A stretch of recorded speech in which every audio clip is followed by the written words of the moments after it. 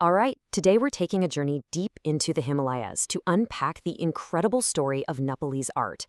And it's really a saga of faith, of power, and some absolutely stunning creativity, all forged in this amazing cultural crossroads between India and China. So that really brings us to the big question, right?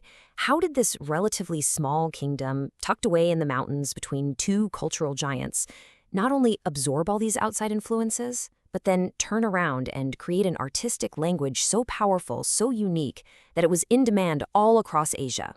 Well, let's find out.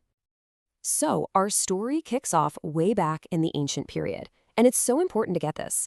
Early Nepalese art didn't just appear out of thin air. It was born from a kind of dialogue, this really creative back and forth with the powerful art traditions that were already thriving right next door. Okay, so to help us keep track of everything, here's a quick roadmap of where we're going. We'll start in that ancient period, then we'll jump into the famous Lichavi Golden Age. After that, it's the creative explosion of the Malla era, and we'll wrap up by touching on the art that came after. Think of this as our guide through the centuries.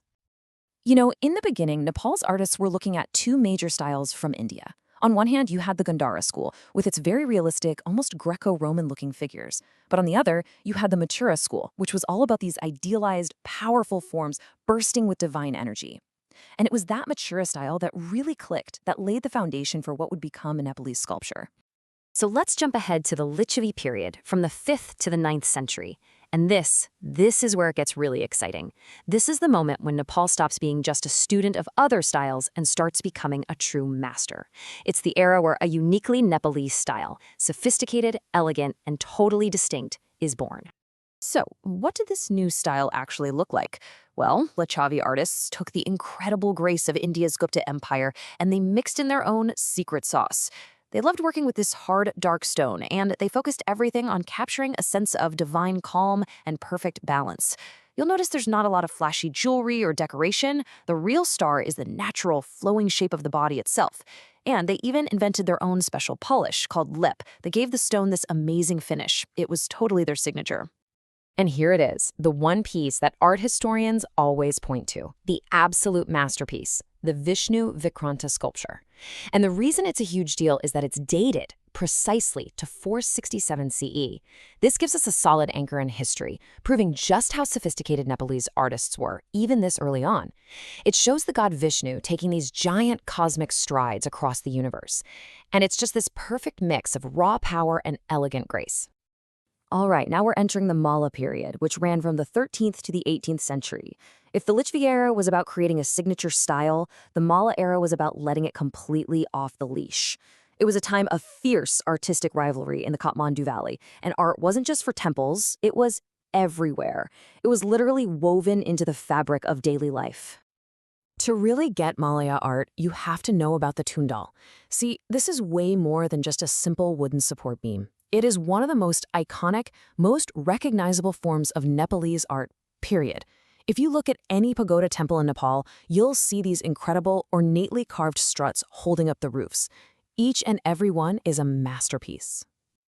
And these tundals, they're not just decorative, they're telling you a story. Carved into the wood, you'll find the temple's main god. You'll see mythical creatures like the Shardula, this amazing lion-like beast, and these incredibly detailed floral designs. And yes, you'll also famously see erotic carvings.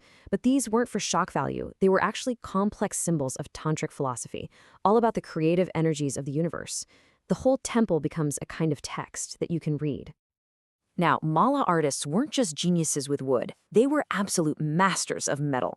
And their secret weapon was this ancient, incredibly sophisticated technique called lost wax casting. This method let them create statues with a level of detail and fluidity that was just mind-blowing, and it made their work famous all across the Himalayas. The whole process is just pure genius. First, an artist sculpts a perfect model out of beeswax. Then, they cover that wax model in layers of clay. When it's heated, the wax inside melts away. It's lost, see? Leaving a perfect hollow mold. Molten metal gets poured in, and once it's cool, you have to smash the clay mold to get the statue out. And that's the magic of it. It means every single piece is unique. The mold is gone forever, so you get a one-of-a-kind sculpture every single time. The Malla period was also a golden age for painting. You had Palpa, these detailed religious scrolls a lot like Tibetan thangkas. You had stunning little paintings inside sacred books, and you had vibrant murals covering the walls of palaces. And the styles changed over time, starting with a heavy influence from the bold, spiritual Pala style of India, and later bringing in some of the more detailed, courtly vibes from Rajput and Mughal paintings. Okay, so it's really easy to just focus on the Kathmandu Valley because so much was happening there, but that's only one piece of the puzzle. Remember, Nepal was made up of different kingdoms, and there were these other brilliant, totally distinct art traditions happening in other parts of the country, far away from the Mala courts. So let's look at two other big players from that same medieval period. Out in western Nepal, you had the Khasa Mulla kingdom. It was a real crossroads, and its art totally shows that. It's this fascinating blend of local, Tibetan, and North Indian styles. But then, way down in the southern plains, the Simrangad kingdom's art looked very different because it was way more connected to the powerful Pala Sena style from Bengal. It just goes to show you how much geography and trade really shaped what the art looked like. And then there's something else entirely, Mithila art. This is this amazing, vibrant folk tradition that's still very much alive today. And this art wasn't made for kings or monasteries. It was created by women on the walls of their own houses to celebrate things like weddings. Using all natural paints, they create these bold, colorful, geometric designs that tell stories from epic poems or just celebrate the world around them. It's art as a core part of family and community life. Just beautiful. So, as we start to pull all of these different threads together, from the serene stone sculptures of the Lichavis to the intricate wooden carvings of the Mallas and the vibrant murals of Mithila, a really clear picture starts to form. Nepal wasn't just a stop on some artistic highway, it was the destination. It was this incredible melting pot that created an artistic legacy with just unbelievable depth and beauty. And this quote, right here, really gets to the absolute heart of it all. It nails why this art feels so important. It had a job to do that went way beyond just looking pretty. A statue wasn't just a statue, it was a god right there in the room. A tundal wasn't just a beam, it was a page from a sacred story. Art was and still is a fundamental part of how people connect with the divine and make sense of their world. Ultimately, what this all shows is that in Nepal, art isn't something that's just stuck in the past. From the artisans in Patan who are still using the lost wax technique today, to the women still painting Mithila murals on their homes, this is a living, breathing history.